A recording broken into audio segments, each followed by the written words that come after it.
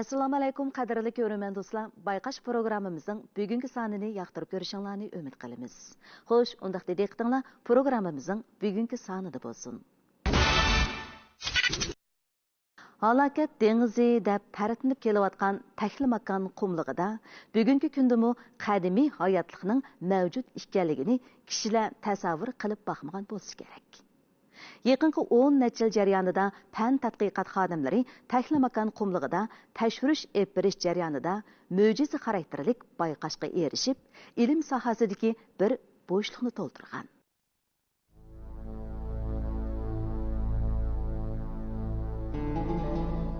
Tahli makon qumlig'i taxminan 180 million yillar ilgari poyonsiz dengiz edi.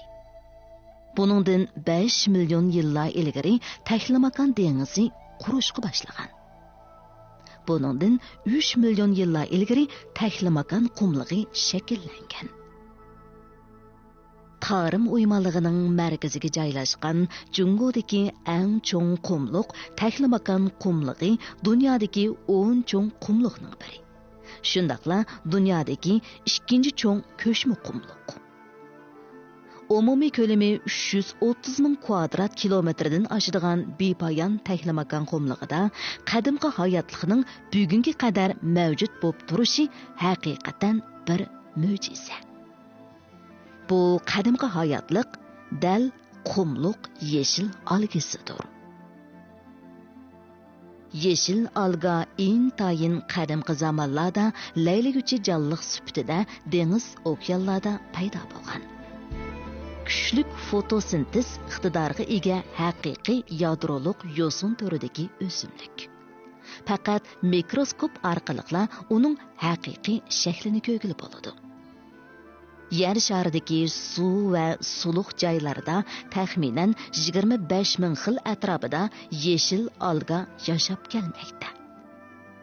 Yeshil alga hayotiy kuchi intayin kuchli bo'lgan jonliq bo'lib, uni dengiz, daryo, ko'l, muzliq, hatto yanartaq egizlaridan uchratqil bo'ladi. Bu yeşil alga asli yosun türüge təvə bolğan tağ hüceyrlik intayin qadimiy bo'lgan bir xil jonliq hisoblanadi. Hamda yeşil alga odatda shu dengiz, okean va ko'llarda yashaydigan tağ hüceyrlik fotosintez iparalaydigan bir xil jonliq. Uning cho'ngligi 2 mikrometrdan 20 mikrometrgacha bo'ladi. Bu alga degan asli latincha ismi, buning xalqaro ismi. Biz Uyg'ur tilida hamda ko'pincha yosun, lash deb olamiz. İlgiri yeşil alga faqat dengiz, okean, tatliq sularda yashaydigan jonliq deb qarilib kelgan. 1890-yili gollandiyalik biologiya olimi tunji bo'lib bayqagan. 1999-yili Irlandiya olimlari uni nam tuproq ichidan bayqagan. 2002-yili Amerika tadqiqotchilari uni yerim qurg'oq muhitda bayqagan.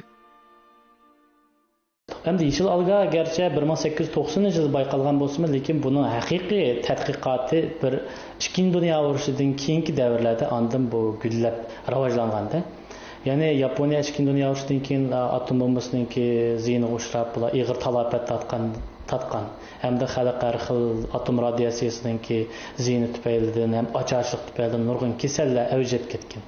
Şundan bular dengiz okeanlarga yurish qilib bu tadqiqotchilar yeşil alganinki barliq dengiz okeandagi yuqori darajadagi hayvonlarninki, jonliqlarninki oziqligi, birinchi darajadagi oziqligi ekanligini bayqab, buni xalqning oziqligi qilish masalasi ustida izlanib, zo'r bo'lish hosil qilgan hamda buni tunji qitim Yaponiyada sun'iy usulda o'stirib muvaffaqiyat qozongan. 2008-yili Xinjiang Yeşil Biofan Texnika Cheklik şirketining tadqiqotchilari halokat dengizi deb atalgan Tahli makon qumlig'ida sistemalik tadqiqot olib berish orqali dunyoda tunji bo'lib haqiqiy qumliq tuproqdan yeşil alga hujayrasini muvaffaqiyatli holda saplashtirib ayirib chiqib, uningga Tahli makon qumliq algasi deb nom bergan. Hem uni xalqaro yeşil alga urug' ombirgan tizimga oldirgan. Shuning bilan Şinjanning olgi boyliqlarining xalqaro sahnada bo'lmasligiga xotima bergan. Hem de bu yeşil alga aslında deniz okyan sudul yaşaydı, başka yerde yok deb qaralib kelgan. Hem de bizden bunu bir kum dünyada bir sudu emas, belki onun dal aksi olan dünyadaki en qurg'oq olan bir muhitdan, bir kumluqdan arib chiqishimiz, mana aytgancha yeşil alganınki faqat sudul yaşaydı deydigan qarashga xotim berganlik hisoblanadi.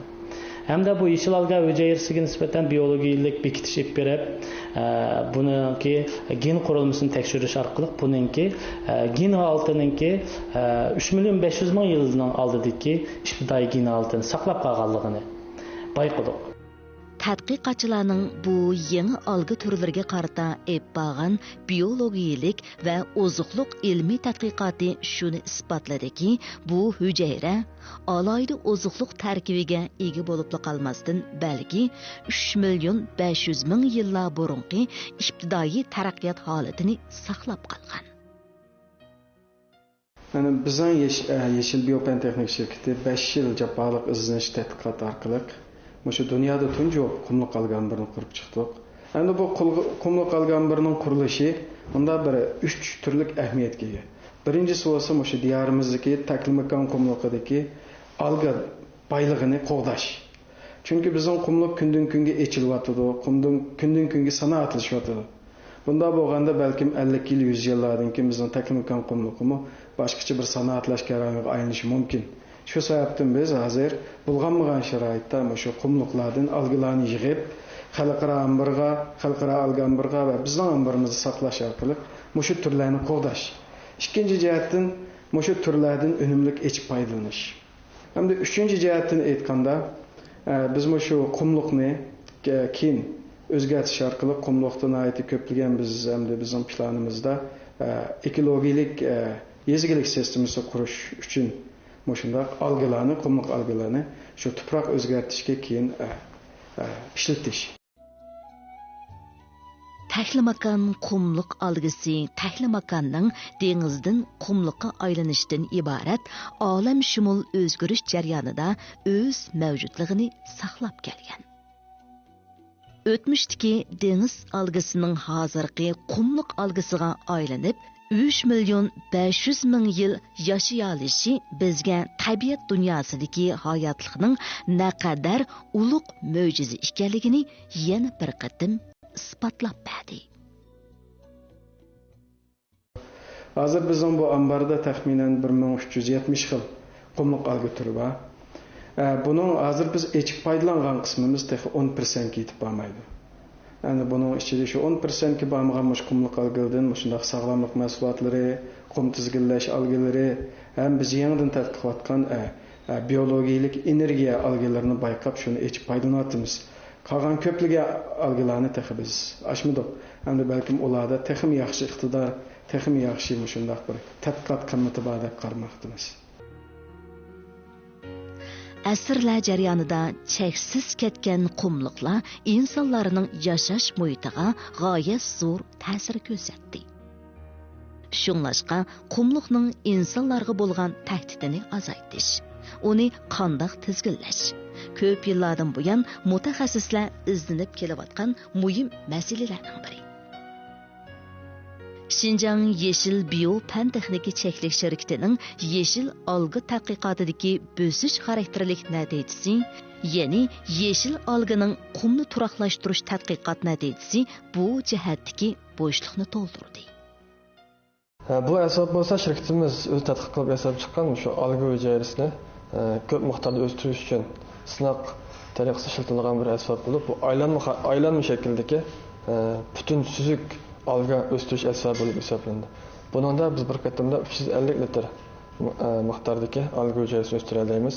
Biz bu alga hujayrasini o'stirib bo'lgandan keyin bu qumluq algasini biz qum tuproqning ustiga qaytirib qum tizginlash olib boramiz. Bizning bu alga hujayrasining o'zi qumluqda kelib chiqqan bo'lg'achqa bu tezlik mush qumluq muhitiga moslasha oladi. Qumluqqa biz chashqandan keyin bu intayin tez suratda har bir ayda 5 santimetr cho'nqaloq surat bilan bu qumluqning ichida bu asta qarab o'sidi. Yani to'rt atrof qarab o'sidi. Shu bu tariqada bu taxminan 3 oydan 5 oygacha bo'lgan vaqtning ichida 15 santimetr atrofida bir qalin bo'lgan muayyan qattiqlikdagi bir qasra shakllantiriladi.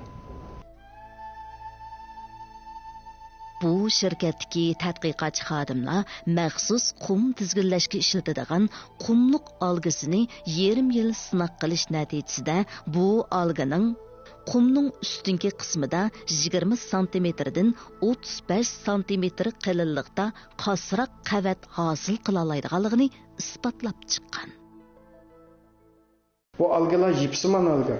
Bular o'zaro yipsimon xuddi marjonni tutashtirgandek har bir qumdanchilarni o'zaro bog'lab, shu qumda shunday yo'tkalmas biologik qatma-qavat hosil qildi. Endi bu biologik qatma-qavatning rollari aytsak. Birinchidan masalan bu qatma-qavat yomg'ir yoqqanda ko'p miqdorda suvni o'ziga to'plab oladi. O'ziga to'plagandan keyin asta-asta suvni chiqarish orqali bu qatma-qavatdagi mikroorganizm sistemasini tez suratda asib keltiradi. İkinchidan endi shu qumliqningki tuproq tarkibini o'zgartirishda aql rol o'ynaydi. Chunki bu yerdagi yeshil qumliq algalari to'xtamay, shundaq hujayra harakati bo'lg'ashqa, to'xtamay hujayra sirtiga nurg'unlagan organik va anorganik moddalarni chiqarib, qumliqningki aslida nayti kambag'al bo'lgan shundaq uzuqlik qatlamini asta-asta mukammal bo'lgan uzuqlik qatlamiga o'zgartiradi. Biz 2011 yılı 2. ayda tunji ketim Pichan Nayson Qumtaq qumluğunun g'arbiy janub bölükede tunji qumluq alga qum tizginlash bazasini qurib chiqdik. Hozir qadar bu 5 yilga yaqin vaqt o'tdi. Bu 5 yil jarayonida dastlabki 10 cm qatma-qavatdan hozir 80 cm'dan 100 cm'gacha qatma-qavat hosil qildik. Aslida hech qanday o'simlik o'smaydigan bu qumluqda hozir biz shu o'zgartgan rayonda bir dehqon akamiz uningga ko'mir qo'noq terib foydalanyapti. Undan keyin hech qanday o'simlik o'smagan shu qumluqda hozir biz sok qatorliq shu o'simliklarni terib ko'katyapmiz yani.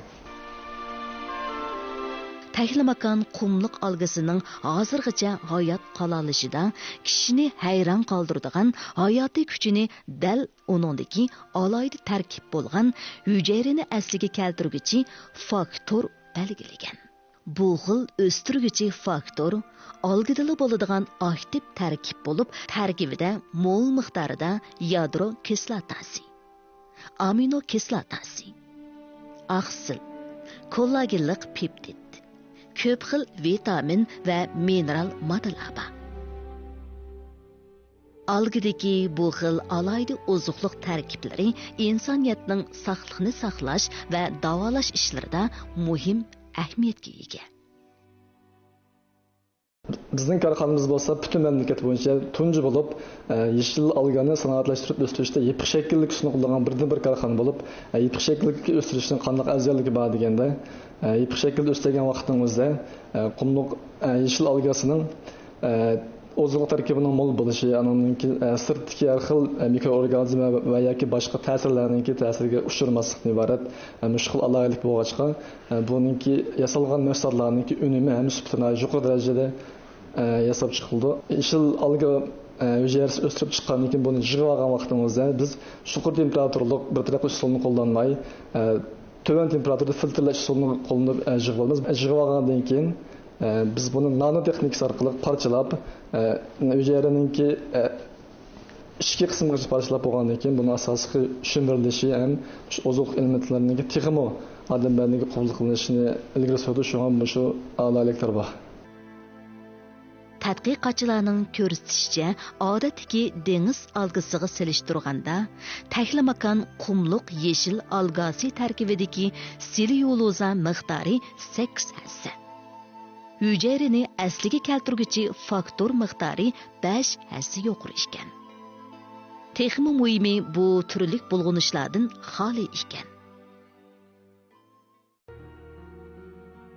Tadqiqotchilar alga hujayrasini ilg'or texnikadan foydalanib parchalab, hujayraning buzilishining oldini olib, badanga 100% sumrilishni ishga oshirgan. Buni odatdagidan 30 hassa yuqori tanarix bilan butunlay mikrobsiz yepiq holatda yetishtirib chiqqan. Şinjan Yeşil Biyo Pan Texnika Çeklik şirketi aloqador hukumat o'rinlarining qo'llashi bilan qumliq yeshil algı tadqiqotini uzluksiz cho'nqurlashtirib, qum tizginlash algı turi ombiri qurilishi va qumliq algısini bakteriyasiz muhitda o'stirish texnikasini yo'lga qo'yib, qum tizginlashni unumli ishga oshirish jihatda zo'r tirishchanlik ko'rsatdi.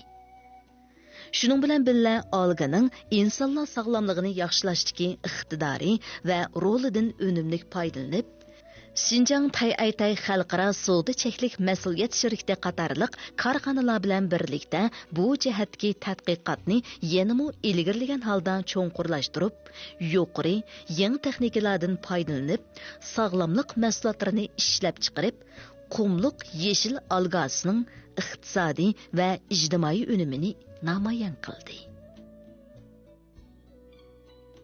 Bu alganinki ortiqchiligi bir teknomakan qumliqdek bir halokat dengizi deb atalgan bir qumliqdan bayqalgan bir hayotlik hujayrasi. Yana bir jihatdan shu gen o'zgarmagan aslidagi o'zining iqtidoriy altini saqlab qolgan afzalligi ortiqchiligi bilan shu insoniyatning sog'lomligi uchunmi qo'shgan to'kpisiningki zo'rligidan yaratgan ijtimoiy qimmatmi haqiqatan odamdan nurg'ulgan hayajonlar soladi. Tayaytay shirkati bilan Yeshil shirkatiniki hamkorligi shu haqiqiy o'z ma'nosini topgan hamkorlik yana bir tadqiqot qo'shinining bir korxona bilan hamkorlashganligining o'zi mayli shu korxonaning taraqqiyotida bo'lsin va yoki mana shu tadqiqot qo'shinlarimizning texmo sog'lomlik uchun yangilik yaratishdek ro'yini texmdimi ilgari surgan holatda texmo yangilik narsalarni xalqimizga ishlab chiqarishda turtkilik rol o'ynaydi deb o'ylayman. Qumliq yeshil algasining bayqalishi pan tadqiqot sohasidagi alohida mo'jiza. Uning qum tizginlab ekologik muhitni qo'g'dashdagi shundaqla insonlar sog'lomligini yaxshilashdagi qimmati va roli ilm sohasidagilarning diqqatini texmo qo'zg'ab, bu jihatda yanada zo'r bayqash va natijalarning qo'lga keltirilishiga turtki bo'lishi kerak. Qadrli ko'ruvchi do'stlar, bayqash programmamizning bugungi soni mushada oxirlashdi. Ko'ngil qo'yib ko'rganingizga rahmat. Kelar sonda ko'rishaylik. Xayr xo'sh.